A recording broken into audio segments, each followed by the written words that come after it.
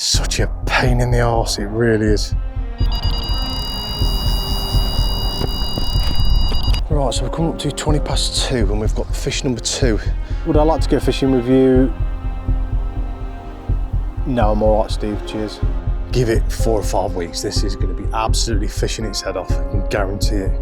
Well, we're coming up to 6:30 and we've got fish number, I don't know what it is we've had.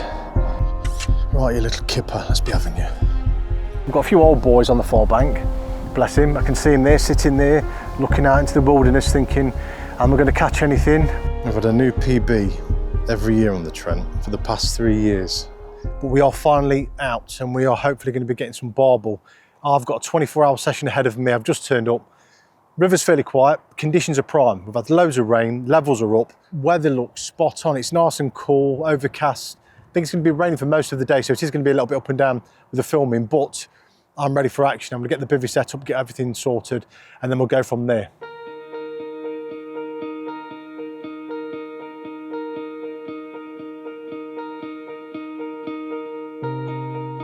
So, tactics-wise, not using the feeder, can't be bothered. I'm going to use a simple lead arrangement, 5-ounce lead, and a very simple running setup on here. So let's have a little look, see what the pace is like with the 5-ounce. I don't think I'll be able to hold bottom out in the middle of the river. Could be wrong. We'll have a bit of a butcher. So I've got 15-pound mono on. I will be moving over to braid in the next couple of weeks. I will be having a 3rd rod, why not? It's allowed, it's what you pay your licence for. And this will be down this margin. In fact, before I do that, I'm just gonna have a little flick down here just in case there's any snags.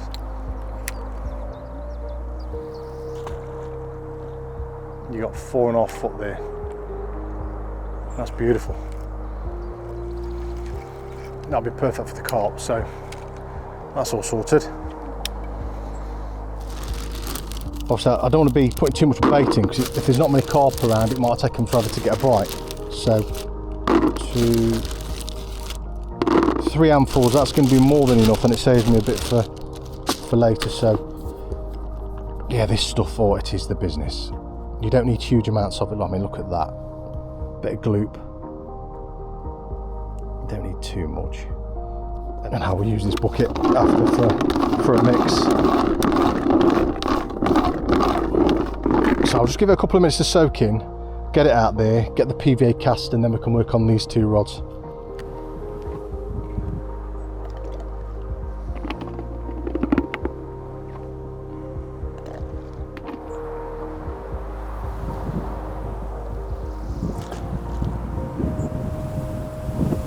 That's lovely.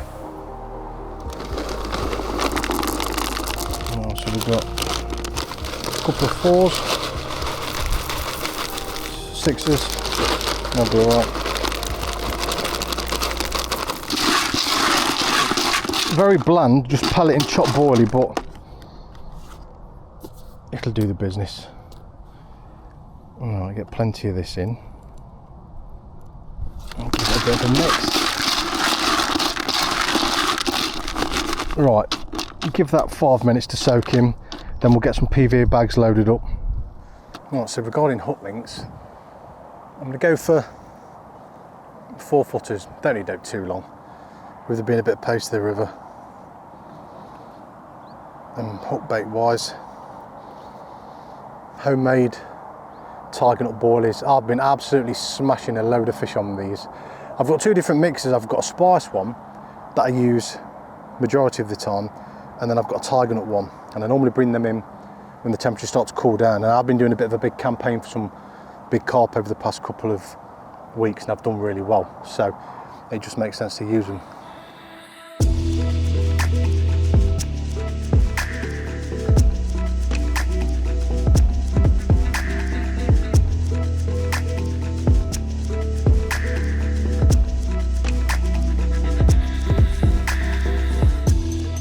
Right, that's it. Ready to rock and roll.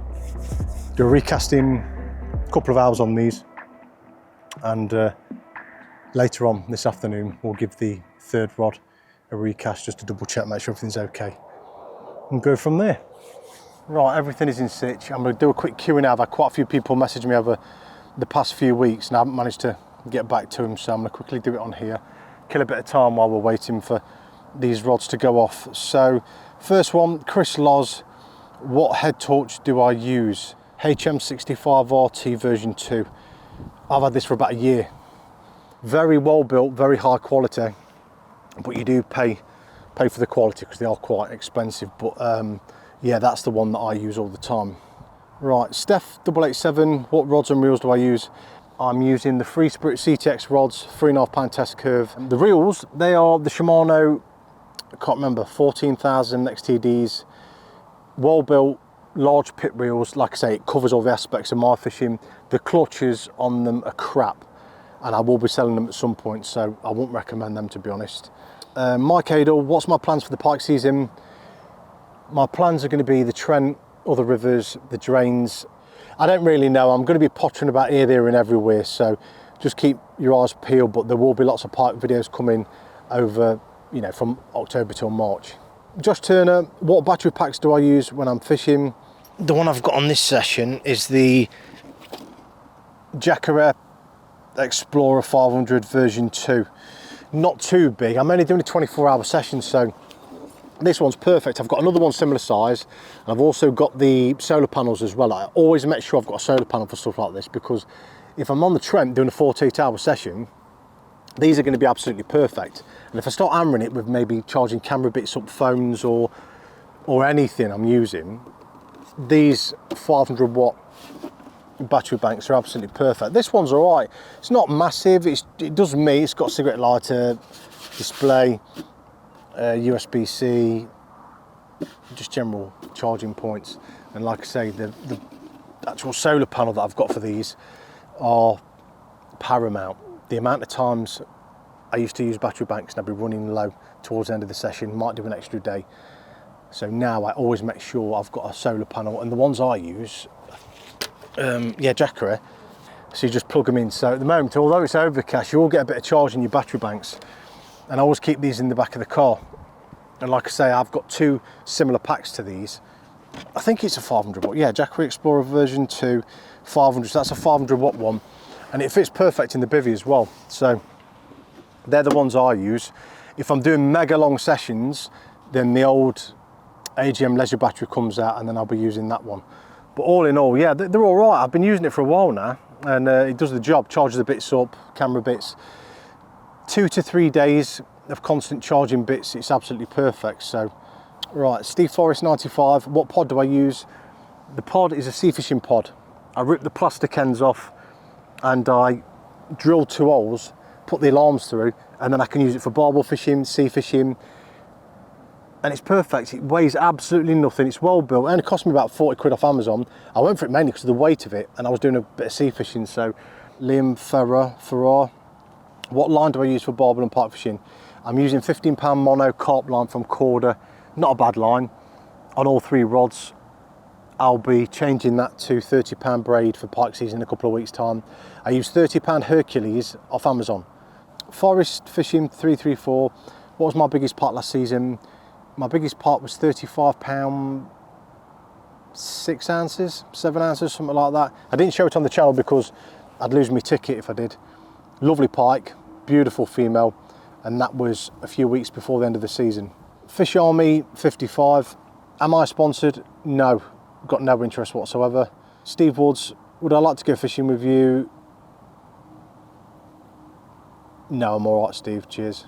Carl Mad Fish 1, are oils any good for pike fishing? No, they're crap. They're just a money making scheme. I've used them in all the years I've been pike fishing. I spent 1 whole year out of all of that time using oils, and they made no difference whatsoever. It's just a money making thing, so no, I think they're crap. Pike Mad 4, if you could only fish one venue for the rest of your fishing, where would it be? It'd be on the Trent, hands down. That would be my #1 venue. So, right, that's all them done. I think now it's a case of getting the kettle on, have a brew. It's 2 o'clock. We're going to get a bit of rain soon, I know we are. Wind's picked up quite a bit. And the conditions of the river look all right. We've got a few old boys on the far bank. bless him. I can see him there, sitting there, looking out into the wilderness thinking, am I going to catch anything? Or is it going to be another blank? I hope he catches something. And then there's some old boy on the other side in his camper van. And I haven't heard it from there either, so fingers crossed we can get something. But I'm down for a cuppa, so come on, let's have a barbel.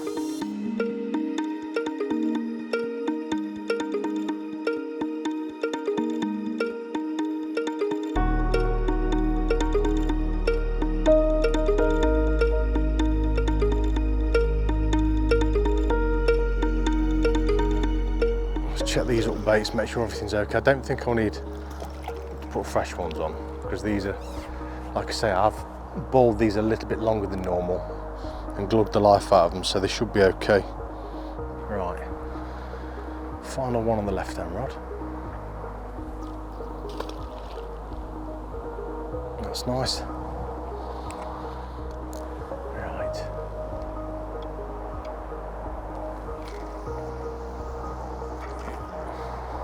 That's perfect. Just want a nice decent sized barbel tonight. Nice 18, 19 pounder. Not going to be too greedy. Look at the size of these PVA bags. Monstrous.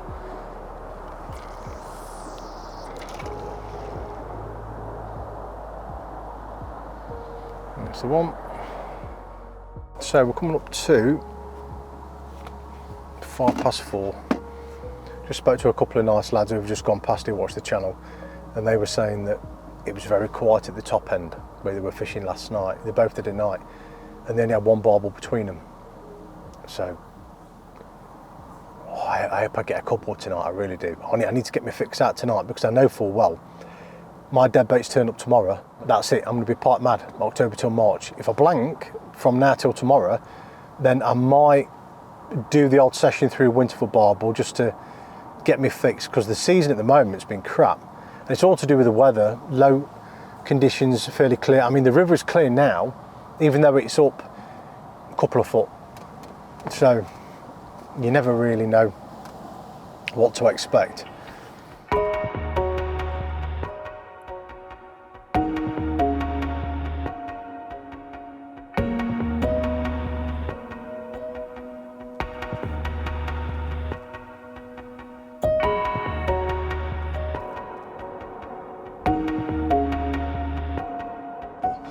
Feels like forever since I had a barbel at the Trent, and that is a beautiful looking specimen. Like I say, not a monster, but very welcome, and I'm over the moon. Absolutely ripped off. This was on the right hand rod.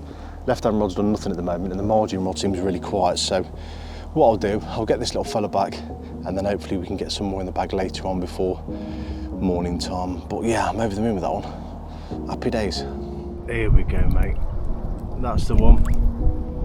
Lovely.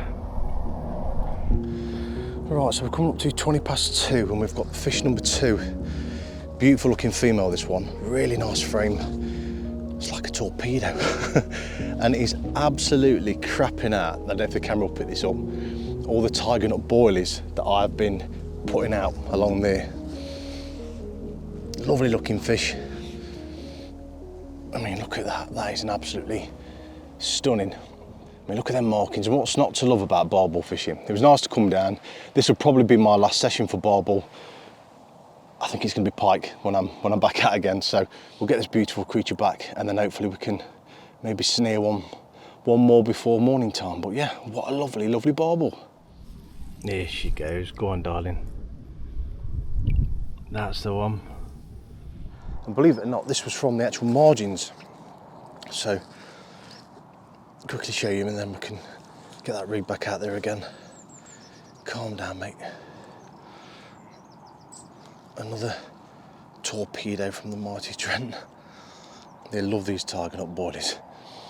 So that is, yeah, might be the last one, not too sure, but I am over the moon. They are absolutely mint condition, and I couldn't have asked for any more, to be honest. It's a busy night, very busy night. I've hardly had any sleep, to be honest, but it's all worth it when you come barbel fishing. You know you're going to be up all night if you get amongst them. So let's get him back, and then hopefully maybe snare one more before we go home. But yeah, lovely. That's lovely. All 3 rods have done the business. I'm going to quickly get a rig made up and get it back out of here. We've got, I don't know, probably an hour and a half of bite time, and then I'll be gone anyway.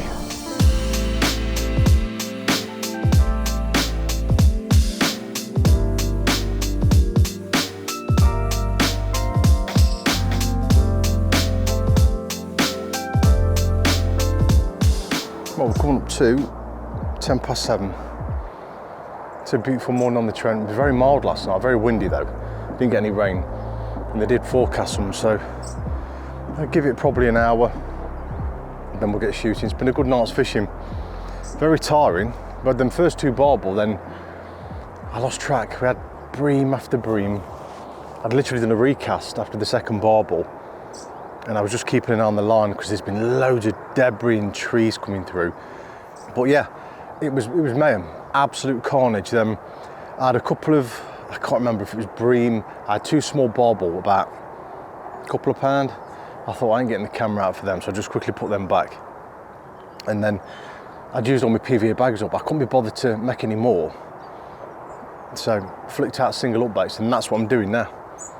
Just single up bait fishing with bottom baits. What I did was I made some like little rectangular shaped boilies when I was doing the mix. I do like a couple of handfuls of normal 15 millers, and then I'll do some little like pillow shaped ones in 18 to 22 mil, and that's what I was using, the pillow shaped ones on these. And yeah, all I do is I boil them a little bit longer, glug them for a while, and they take all the flavours on so they don't go off, and it stops them breaking down as quick. But the barbel, oh my days, every barbel I was catching was crapping all the Tigernut meat. You could see it all coming out of them. So they must be hanging around this area, having the odd mouthful here and there. And that margin spot really did surprise me. I don't think I've ever caught a barbel a rod length off the margins on here, ever, apart from that one. Normally it's the carp or maybe a few chub, because obviously the barbel are normally in the fast flowing water.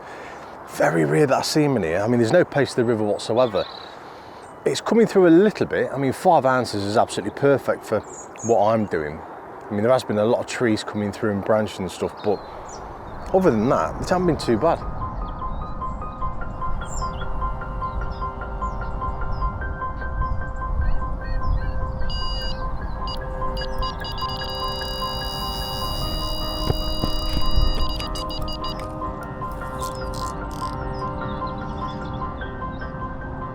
Well, that is, I was expecting that, to be honest. I was hoping for one more before we go.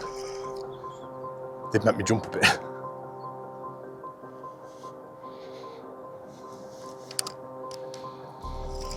Oh, it's nice to get one just as you're about to pack away. I've had a new PB every year on the Trent for the past 3 years, but it's all in the £16 bracket. I've never been able to hit that £17 yet. I've had loads of 15s and 14s, but maybe a scraper double. Right, you little kipper, let's be having you.